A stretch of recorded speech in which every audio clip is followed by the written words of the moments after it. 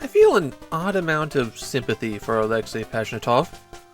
He might be video games' greatest one-hit wonder. And I don't mean that in a pejorative way either.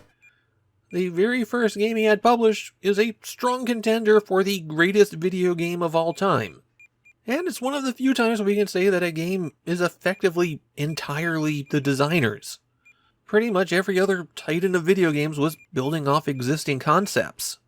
And Pajitnov comes out of nowhere with a new, original game design that takes the entire world by storm.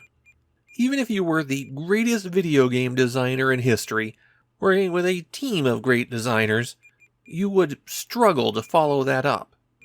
And in the decades since, Pajitnov has demonstrated that he is a skilled, but not outstanding puzzle designer. He had the one brilliant idea, and frankly that's enough for him to go down in history. But after Tetris, there was a series of follow-ups that tried to cash in on his name, and a few designs that couldn't match the intuitive elegance of Tetris.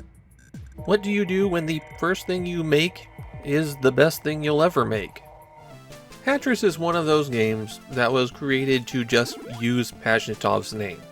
They plaster it all over everything, but he's credited solely for the concept, and the actual design seems to be by his frequent early 90s collaborator, Vladimir Pokhilko.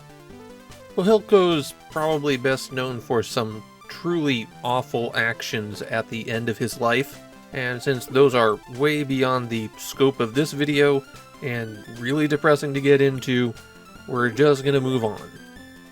Okay, deep breath, reset, let's talk Hatris. Hatris has been a bit of a punching bag over the years.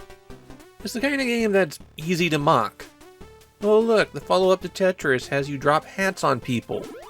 Well, I'm gonna plant my flag here. I think Hatris is good. Yeah, it's not top tier. It doesn't stand up there with the big titles. But it does a lot of things right that way too many puzzle games from this era do wrong. Much like its forefather, Hatris is in the genre of the well-based puzzle game.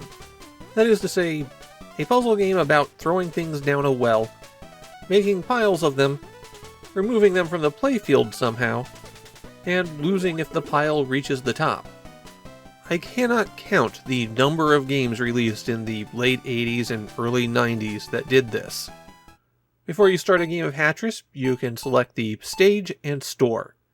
The store is how many hats are already in that well, and the stage affects both the speed of the hats and the variety of hats that fall. At the default level of 0, there's only 3 different kinds, and you'd really have to work at it to lose. The variety caps out around level 6, with 6 different kinds of hats dropping from the top of the screen. If you're going to play Hatris, I'd actually recommend jumping straight to that. The game really needs to have the full variety to provide a proper challenge. Hats drop from the top of the screen in pairs, and you can press button 1 or 2 on the controller to flip them around. You're dropping the hats onto the 6 heads at the bottom of the screen, and your goal is to create a stack of 5 identical hats. When that happens, the hats vanish, you get some points, and you advance 1 hat towards the next stage. Once you've removed enough hats, then the stage will progress. You might get a different set of heads at the bottom of the screen. You might increase the variety of hats. The speed will increase, but you don't clear out the hats that you already have in the well. Whatever you've placed, you have to live with. The challenge, of course, is that sometimes you'll be dropped a set of hats that you can't line up properly. All of the heads might be covered by a different kind of hat, or if you do have a place to put both of them, they might not be next to each other. There's 2 ways to deal with this, and they are the essence of Hatris. First, you can suck it up and just let a different hat land on top of another one. That's how the hat stack builds up to the top of the screen. One of the keys in Hatris is that the hats don't stack evenly. The little blue cap doesn't have a lot of space inside it, and so it will just come to rest right on top of whatever was there. The tall top hat might cover more vertical space, but that also means it can almost completely cover up most hats. So even when you're forced to make a bad play, there's still some mitigating factors for you to consider. The other thing is that once a hat is locked in place, then you can freely move around the other hat that was dropping with it. This could mean that you will place a hat and then move and place the other one neatly, potentially atop the same head if you made a stack of 5 with the first one. And of course, if that's not possible, then you can work to minimize damage.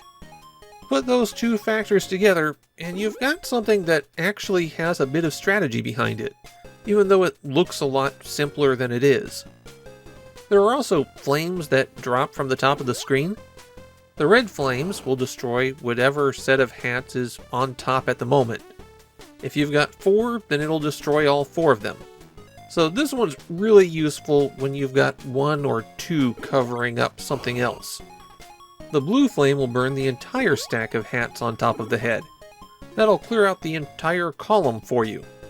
Naturally, that one's a lot rarer than the red flame. And that's everything there is to the PC Engine version of Hatris. You might recall that there are power-ups in other versions of Hatris. Well, as it turns out, every version of Hatris has a slightly different set of rules. So this PC Engine version plays differently from the Famicom version, which plays differently from the NES version, which plays differently from the Game Boy version. They all have the same premise of stacking hats. It's just that each of them tweaked things a little bit in their own way. And of the versions of Hatris I've played, I think the PC Engine happens to be the best one. I found that Japanese players' response to Hatris was fairly mixed. A lot of people calling it out for being too simple, and others who enjoyed it for what it was. And like I've been saying, I enjoy this version of Hatris. I'm not going to tell you it's a must-play puzzle game. If you didn't play Hatris, you're not really missing out on that much. It's just enjoyable. My biggest problem with the game was sometimes accidentally double dropping things. 2 down inputs in a row causing hats to drop and lock into place instantly. And I'm going to blame that one on the 35-year-old gamepad rather than Hatris itself. Hatris might not be able to live up to the Tris legacy, but it does a decent job of being its own hat.